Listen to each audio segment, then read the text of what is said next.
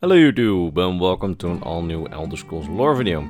Today I'm talking about Ebonarm, the Redguard god of war, and a little bit about Sai, the Redguard god of luck, but that's a short mention. As I promised in my video on the lore differences between the early Elder Scrolls games and the modern games. This god has been considered retcon since Daggerfall, despite having had quite some lore to him back in the day.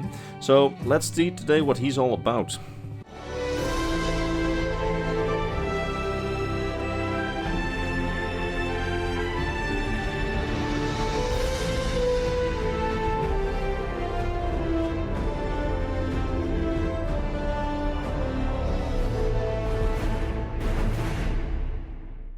So, Ebonarm, or rather Raymond Ebonarm in its full name. The Redguard god of war. He's a deity that we haven't seen since Daggerfall. There he is the god protector of all warriors and fighters, and he is often pictured as a larger than average man in full ebony war armor, accompanied by two gigantic ravens and riding a golden stallion named War Master, with the ebony armor sometimes earning him the nickname the Black Knight. He carries a large ebony shield emblazoned with a red rose in his left hand, while his right arm has been fused with an ebony sword. Underneath his large ebony helmet he has reddish blonde hair, with hair from his hair and his beard peeking out from underneath his helmet. Interestingly, it's that the Elder Scrolls Online team, in the early stages of the development of the Craglorn zone, apparently intended to have Ebonarm appear in it, although they decided to go a different way with the storyline and ended up using the Celestial Warrior in his stead. The interesting thing is, however, that this means that we do have some official Elder Scrolls Online concept art for Ebonarm. This one, to be precise. It's curious to see that this does not resemble the Ebonarm we know from previous lore, and rather they went with a bit generic variations of ebony armor. There's also no sword fused to the arm or any mention of a rose on his shield. So I took the liberty to use my mediocre Photoshop skills to make this edit, which resembles him closer to the original Daggerfall vision of Raymond Crowley, who created Ebonarm and was his D&D alter ego. But yeah, my Photoshop skills are infamously mediocre, so keep that in mind.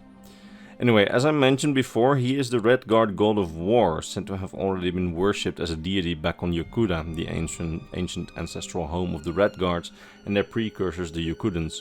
It's been suggested by a former Elder Scrolls developer that he may have been a manifestation of one or more different Yokudan deities. But what's clear is that worship of him, or a deity similar to him, was brought from Yokuda to Tamriel. He is said to be an enemy of all the Daedric princes except for Sheogorath, presumably disliking their meddling in war, and he's worshipped by a knightly order called the Battle Lords, which have citadels in the shape of mosques to worship him and base themselves in as their knightly order. What's interesting is that the Khajiit, according to recent Elder Scrolls Online lore, also worship a deity which has no name but appears in a large black panther shape in some stories. While in other Khajiiti stories, this unnamed deity appears as a warrior clad in ebony armor. While we aren't sure that these are the same deities, the resemblance does warrant a mention in this video. Anyway, the deity that we know as Ebonarm functions as a god of war and patron god to warriors. From the few mentions that we have of him, we know that mainly warriors worship him regularly and refer to him when mentioning their battle or fighting prowess. For example, in one recorded memory that we find, we have a man thanking the Ebonarm for his training and begging the Ebonarm to forgive him for his cowardice in battle. However, it seems that Ebonarm is not a deity in favor of battle just for the sake of battle, but rather in favor of battle only when necessary, as in one legend that we have about Ebonarm, we can see that the god enters a battlefield with red roses springing up from the ground as he sits on his steed, and he breaks up a battle between two armies and then has the army's leaders come to him. These leaders both plead their case to him and ask for his assistance in battle, but he doesn't judge and rather is silent as both the leaders make their case in each other's presence and thus find out that the conflict was based on a misunderstanding, ending the battle and having both armies, go back home. If anything, this just demonstrates that the people of Tamriel, that worship him at least, believe that battle must be necessary and not something just to strive for if a peaceful solution is an option. In addition to that, we have a mention of Ebonarm in the fictional story of King Edward in Daggerfall. In this story, which is fictional in nature and thus is kind of doubtful in its nature, states that it was Ebonarm who offered a particularly unlucky mortal immortality so that he could become Sai, the Redguard god of luck. And he then made another appearance to put Sai back on the right track when Sai had lost his way. But how much of this story is true, considered it's a fictional story in the Elder Scrolls universe, we don't really know.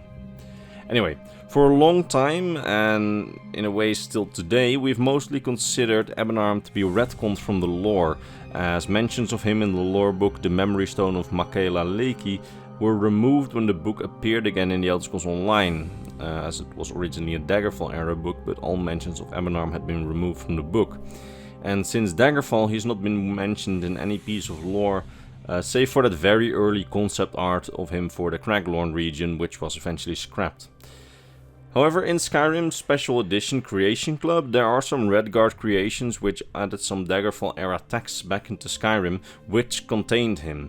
But considering that Creation Club content is made by modders and some Creation Club lore is, let's say, very substandard, with some things in other creations making absolutely no sense, I kind of doubt that we have to see this as a sort of official return for Ebonarm to the lore. But yeah, Bethesda greenlit it, together with many of the other strange substandard Creation Club add-ons in terms of lore. So maybe since they approved it, it means that they are at least not fully against an Ebonarm return to the stage. I mean, if Elder Scrolls 6 is set in Hammerfell and features ancient Redguard and Yukun lore, then it's kind of inevitable that we will see him again. And if we don't, and the game is set in Hammerfell, then we at least know that he has indeed been retconned forever and we should just disregard the Creation Club. Before I forget to mention it, by the way, some people believe that he's Skyrim's Ebony Warrior, underneath the armor of the Ebony Warrior is a Redguard, but I don't really know personally. I've got my own theories on the Ebony Warrior, which you can view in this really old video on the channel. If you watch it and consider it unwatchable due to my narration back in the day, well, then let's just appreciate how far we have come now. Anyway, that's basically everything that I can say about Ebonarm. Quite the interesting deity. I don't know, he seems really out of character for the Elder Scrolls in terms of what a god in the Elder Scrolls constitutes, or a deity. So, I don't know, I'm not really surprised that they haven't been mentioning him since Daggerfall, but hey, maybe we'll see him again later. Anyway, I do hope that you learned something today, and if you did, I hope that you will consider returning for the next Elder Scrolls lore video. But before I end this video, allow me to thank my top Patreon supporters, Mr. Bernardo Binda, Gabriel Binda, Polaris Putin, Athena Iotis, King Chris, Scribe of the Scrolls, Doji, Fenrir, Sword of Bushido, Sarmekal, and Mr. Christmas. It's thanks to these people and all the others on screen that this channel stays alive, and for that I'm very grateful. That said, I hope to see all of you in the next Elder Scrolls lore video. Bye bye.